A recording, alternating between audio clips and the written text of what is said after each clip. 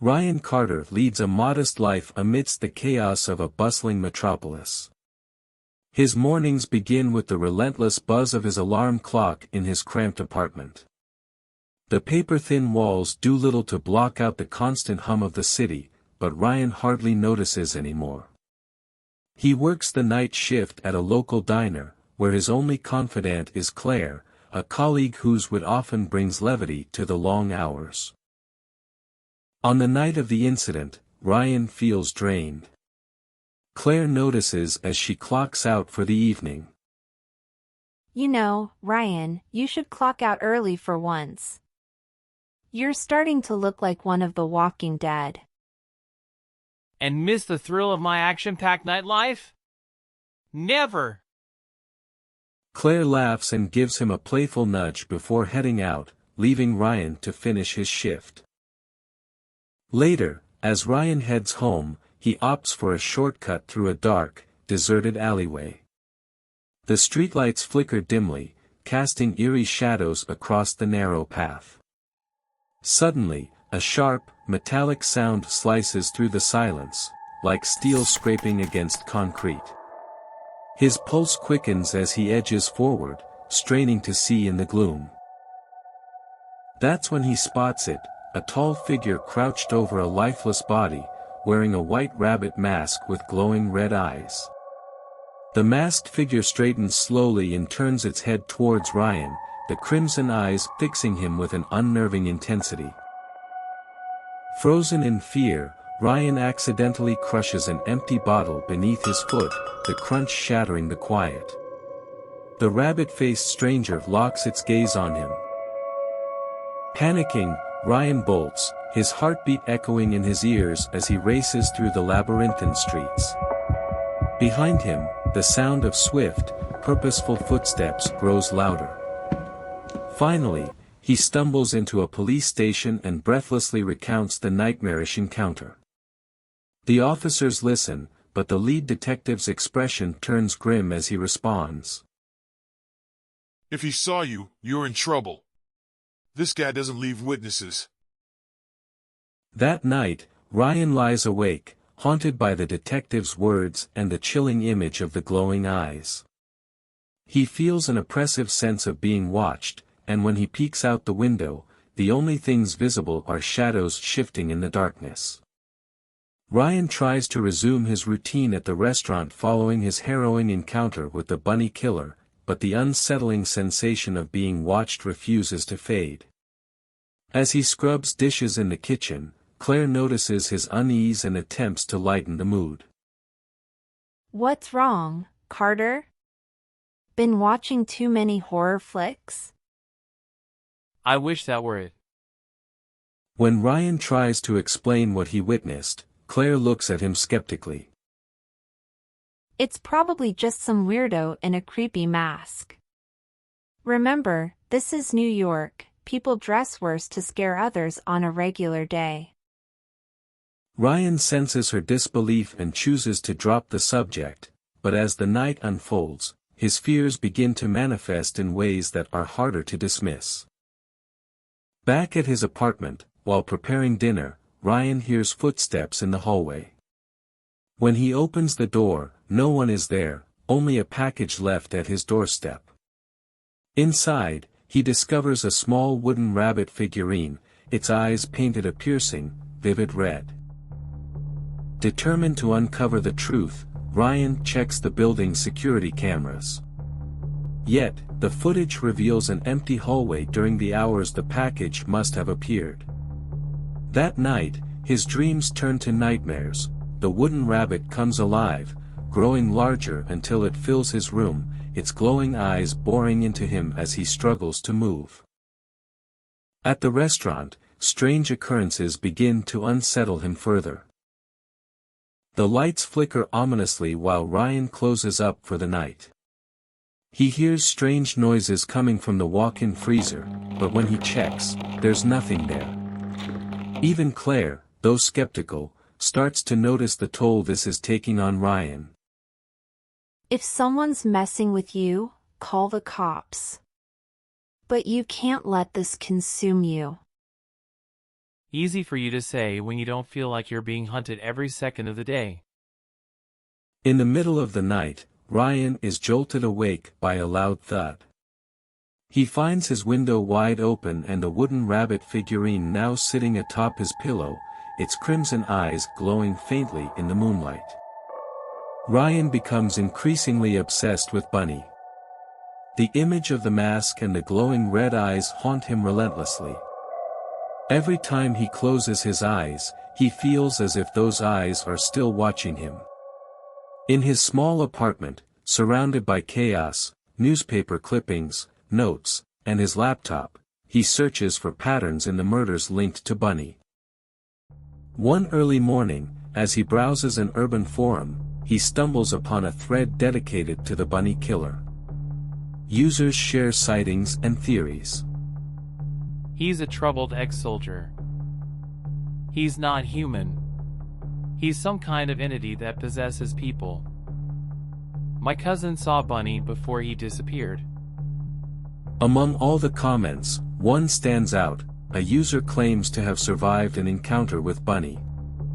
Ryan desperately tries to contact the user, but receives no immediate response. That same night, Ryan decides to head to the restaurant to find Claire, who works the night shift. On his way, he feels as though someone is following him. He glances over his shoulder, but the streets appear empty. However, in the windows of the buildings, long shadows seem to be watching him. When he arrives at the restaurant, he finds Claire distracted in the kitchen.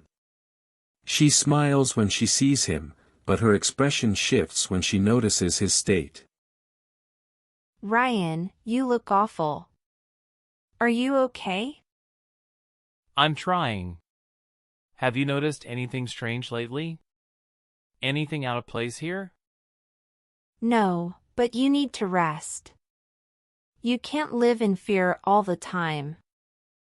Ryan tries to explain what he's been investigating, but Claire doesn't take him seriously. Just as she's about to leave through the back door, the lights start flickering. A metallic scraping sound echoes from the walk-in freezer. It's probably the cooling system. What if it's not? Summoning his courage, Ryan opens the freezer door, but it's empty. However, on one of the trays, he finds another wooden rabbit figurine, identical to the one that had appeared in his apartment. Ryan can't stand feeling like prey anymore.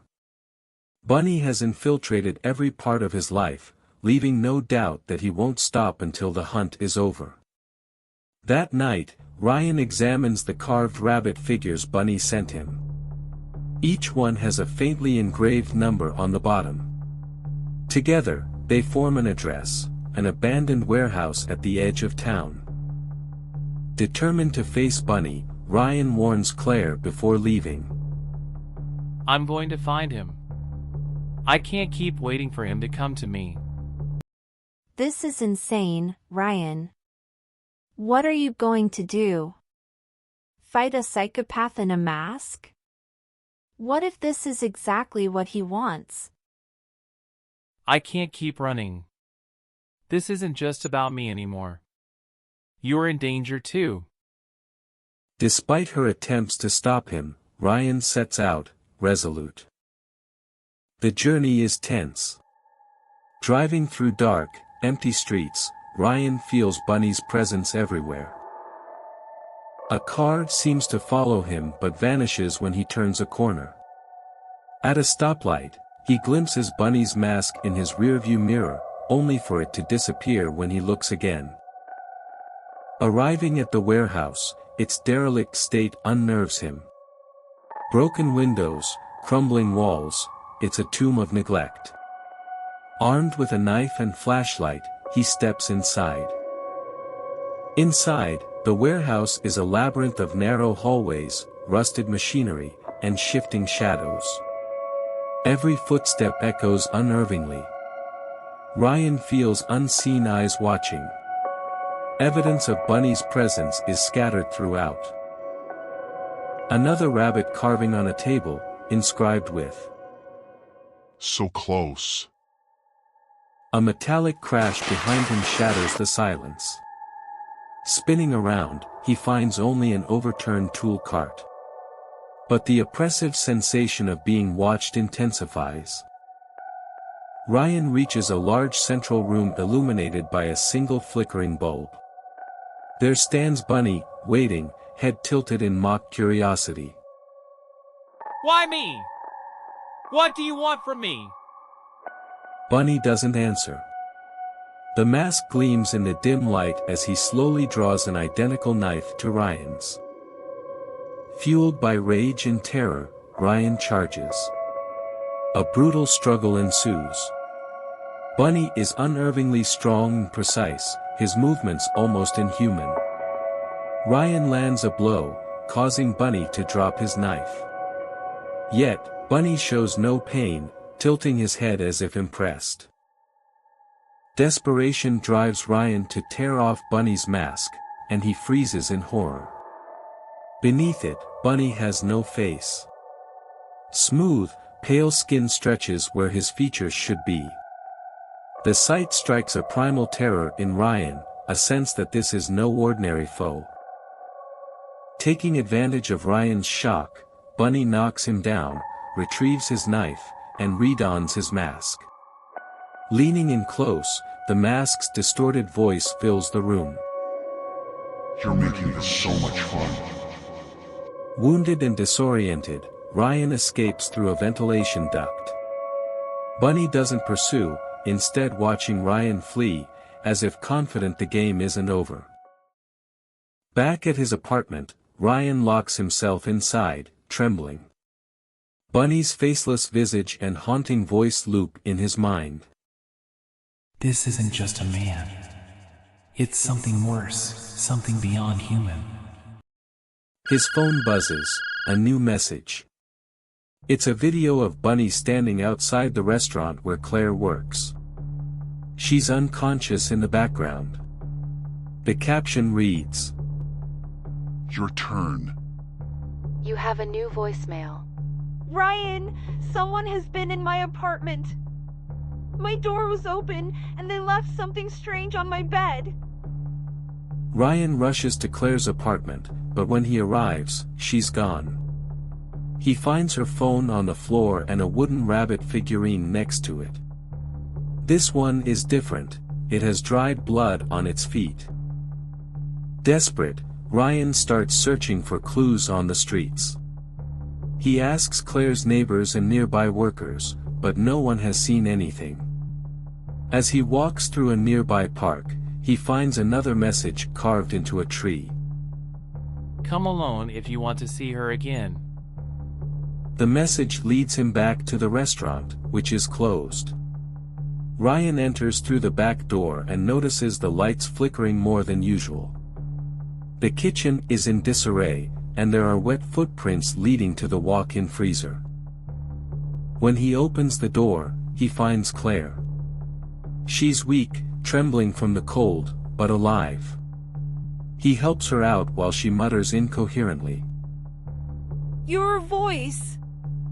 I heard you. You were calling me. Ryan realizes with horror that Bunny used his voice to lure her. He calls the police, who arrive shortly after. However, there's no sign of the killer. That night, while Claire is taken to the hospital, Ryan returns to his apartment. He finds a package on his bed. Inside is a note. You know where to find me. Alongside the note is the bunny mask, identical to the one Bunny wears. Ryan decides it's time to end the game. He takes a knife, the mask, and his determination to face the killer in the place Bunny seems to have chosen, an abandoned building on the outskirts of the city. Ryan entering the building, where shadows seem to move around him, and a metallic laugh echoes in the distance. Are you ready to play? The building is eerily silent, broken only by the creak of the floorboards under Ryan's feet. Knife in hand, he moves cautiously, the oppressive feeling of being watched growing stronger with every step. Finally, he enters a wide, empty room where Bunny awaits. The confrontation is savage. Bunny shows no signs of fatigue, while Ryan, desperate and exhausted, fights with everything he has. In a final, frantic effort, Ryan manages to rip off the mask. But instead of a face beneath, there is nothing, just an empty void. Staring into it, Ryan freezes in horror. Bunny quickly overpowers him. The metallic voice from the mask echoes through the room. This was always a game. And now, you're my prize. The police discover Ryan's body along with Bunny's mask nearby. One officer, inexplicably drawn to the mask, picks it up and tries it on while the others are distracted. The mask's red eyes light up again, making it clear that the evil has not been vanquished, it's only beginning.